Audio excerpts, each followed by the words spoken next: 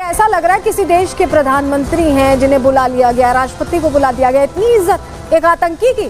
क्या जी हाँ, state guest Bharat के भगोड़े जाकिर नाइक का ये पाकिस्तान दौरा है, पहुंच चुके हैं आज। मोस्ट वांटेड जाकिर नाइक पाकिस्तान पहुंचा है। पाकिस्तान में जाकिर नाइक का स्वागत किया गया है। तस्वीरें भी सामने आई हैं। पाकिस्तान के इस्लामाबाद में जाकिर नाइक का जोरदार स्वागत किया गया। धार्मिक भगोड़ा कट्टरपंथी इस्लामिक उपदेशक जाकिर नाइक इस्लामाबाद, कराची और लाहौर समेत कई बड़े शहरों में भाषण देने के लिए पाकिस्तान के इस्लामाबाद पहुंच गया है। Breaking news is on the controversial radical preacher Zakir Naik, who has arrived in Islamabad on the invitation of the government of Pakistan.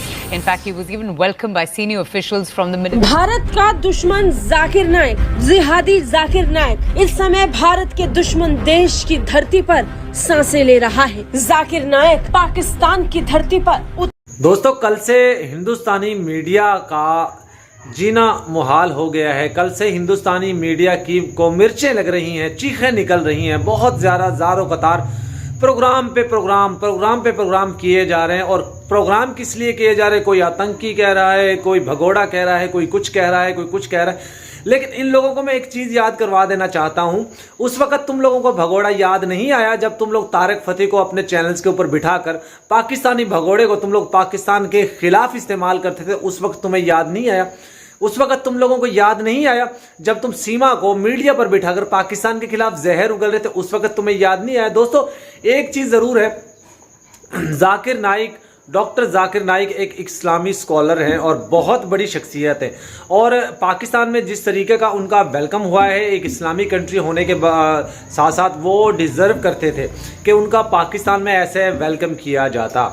आपने देखा हिंदुस्तान का नेशनल मीडिया, पढ़े लिखे लोग हैं लेकिन इनकी हरकतें देखें जाहिलों वाली। कोई क्या कह रहा है, कोई क्या कह रहा है। ये वही लोग हैं जिन्होंने जाकिर नाइक को 2016 में हिंदुस्तान छोड़ने पे मजबूर कर दिया। लेकिन आज ये लोग चीखें मार रहे हैं, इनकी चीखें निकल रही हैं अगर जाकिर नाइक पाकिस्तान में एंट्री करते हैं और उनका वेलकम होता है तो। देखिए, पाकिस्तान में प्राइम मिनिस्टर मोदी जी भी आए थे और बगैर वीज़े के आए थे, उनका भी वेलकम हुआ था। उस वक्त ये नहीं बोले, उस वक्त इन्होंने नहीं किया कि भाई कितना प्रोटोकॉल दिया, कैसे उनका वेलकम किया गया। आज इनकी चीखें क्यों निकल रही हैं? दोस्तों, इनकी पूरी मीडिया पर खलबली मच कर रह गई है। पूरे मीडिया पर की चीखें निकल रही हैं, जाकिर नाइक पाकिस्तान कैसे चला गया, उसने क्यों हिंदुस्तान क्यों छोड़ा, और वो तमाम तर चीज़ें इस वीडियो में बताई हैं। आप ये वीडियो गौर से देखिए। क्यों मुझे हिंदुस्तान छोड़ना पड़ा? मैं कहता हूँ हिजरत। क्यों मैंने हिंदुस्तान से हिजरत की? हिजरत is the more better Islamic terminology. अल्हम्दुलिल्लाह, अल्लाह के फजल से, अल्लाह के मदद से, जब मैं दावती काम शुरू किया दीदार साहब से मुतासर होने के बाद 1991 में, और अल्हम्दुलिल्लाह अल्लाह ताला ने काफ़ी कबूलियत दी और अल्लाह की मदद से अल्हम्दुलिल्लाह काफ़ी गैर मुसलमान इस्लाम कबूल कर रहे थे। अल्लाह उनको हिदायत दे रहा था। तो क्योंकि क्राउड बढ़ रहा था, जब भी हम प्रोग्राम करते थे तकरीबन 25% गैर मुस्लिम होते थे, अक्सर हिंदू। तो अगर 1 लाख का मजमा होता था तो तकरीबन 25,000 होते थे गैर मुस्लिम, अक्सर हिंदू। जब 10 लाख का मजमा होता था तो 2.5 लाख होते थे गैर मुस्लिम, अल्हम्दुलिल्लाह। और अक्सर जो गैर मुस्लिम मेरे प्रोग्राम देखते थे, अक्सर मेरे से मुतासिर थे, मोर देन 95%। कुछ मुशद्दिद होते थे जो तो शिद्दत पसंद थे, शायद मुझसे खुश नहीं थे। तो क्योंकि गैर मुस्लिम मुझे चाहने लगे, और आप देखिए मेरे प्रोग्राम में कई हिंदू कहते थे कि मैं 40 साल का हूँ, जो मुझे हिंदुज़म के बारे में पता नहीं था, जाकिर भाई के लेक्चर सुनने 2 घंटे में हमें और नॉलेज मिली बनिस्बत जो 50 से 40 साल में हमने ज़िंदगी में नॉलेज हासिल की हिंदुज़म के बारे में। तो अगर हिंदू मुझे नहीं चाहते थे तो शायद गवर्नमेंट को कोई तकलीफ नहीं होती थी। हिंदू चाहने लगे, इस्लाम को कबूल करने लगे, तो ये गवर्नमेंट के एजेंडा के खिलाफ था, ये जो नई गवर्नमेंट की बात है।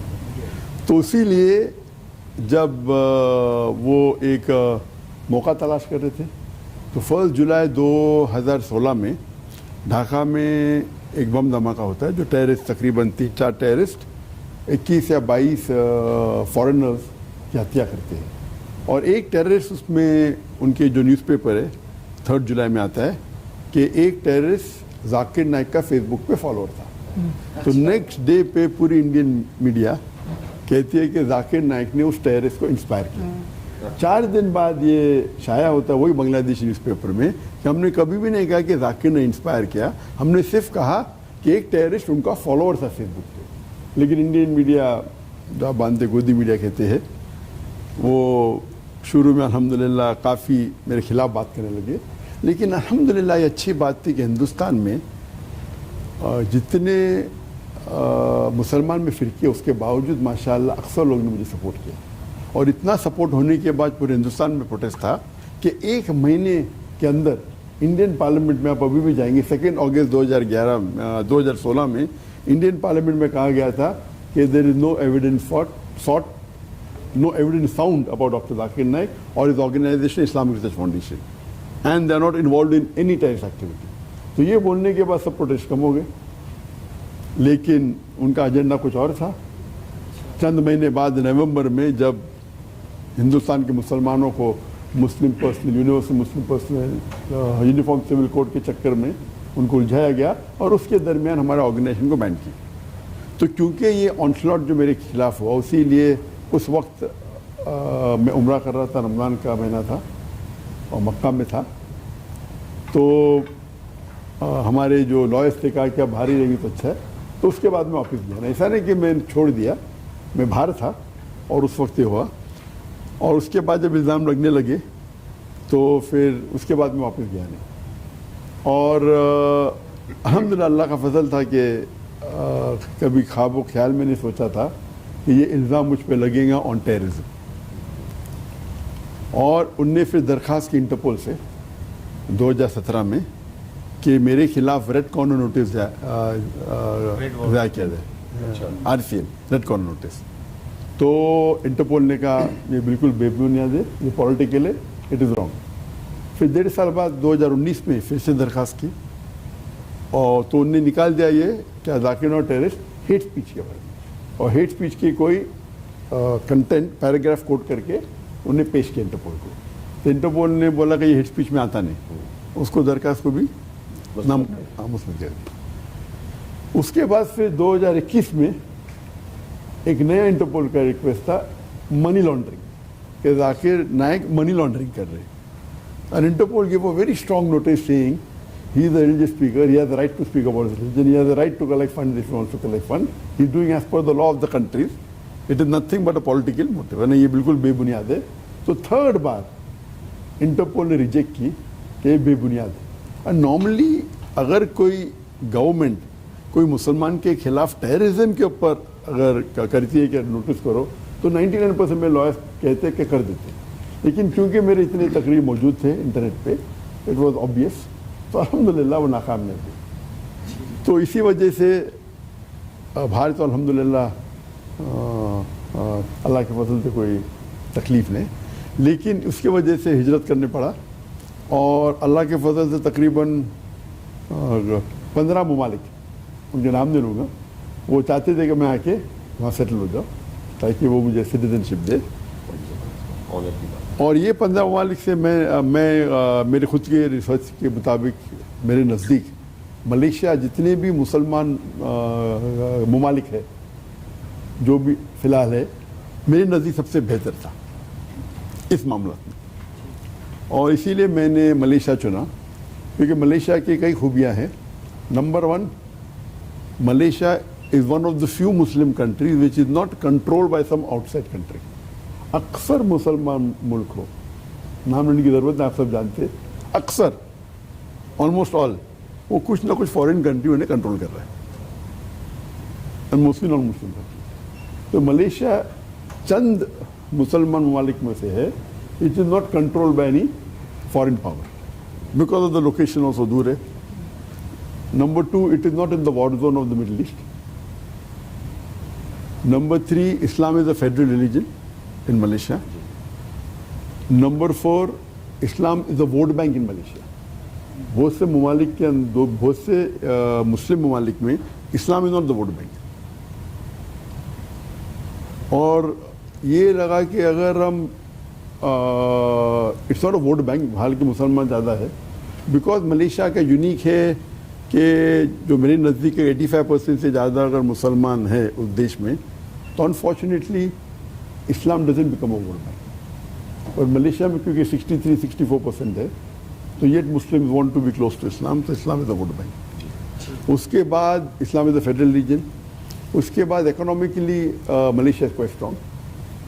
Economically, living standard is much less compared to the Gulf countries or the other Muslim countries. I'm not talking about the other poor countries, but Gulf countries, Western countries میں. اس کے بعد اب دیکھے جائے تو it is in terms of Islamic economics, Islamic banking, one of the best Muslim countries جو Islamic banking ہے.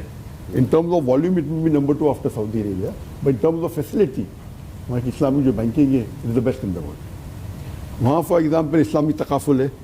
The halal certification is the best in the world and the most strictest. Very strict. Halal certification اگر آپ Malaysia کا پاس کرے, it's far superior than Saudi Arabia or most of the Gulf countries. اس کے بعد even اگر آپ tax دینا چاہتے ہیں, انکم ٹیکس آپ کو لاگو ہوتا ہے.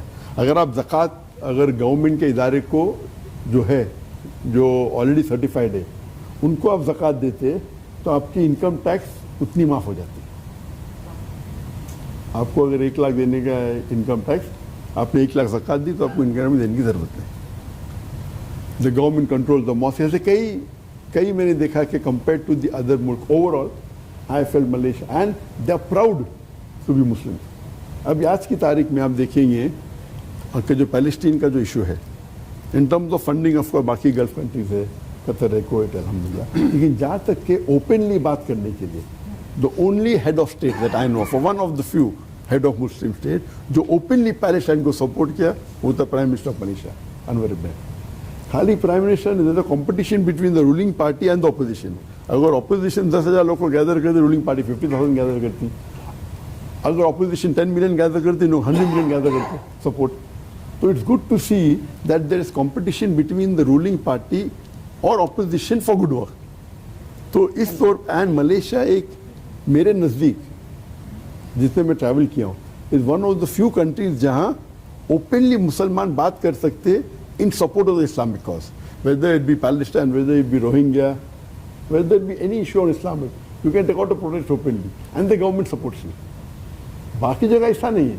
They will support monetary but you cannot take out a protest, you cannot openly support. So you feel proud to be a Muslim in Malaysia. Inshallah, I'll just come to you. And one of the best cities in Malaysia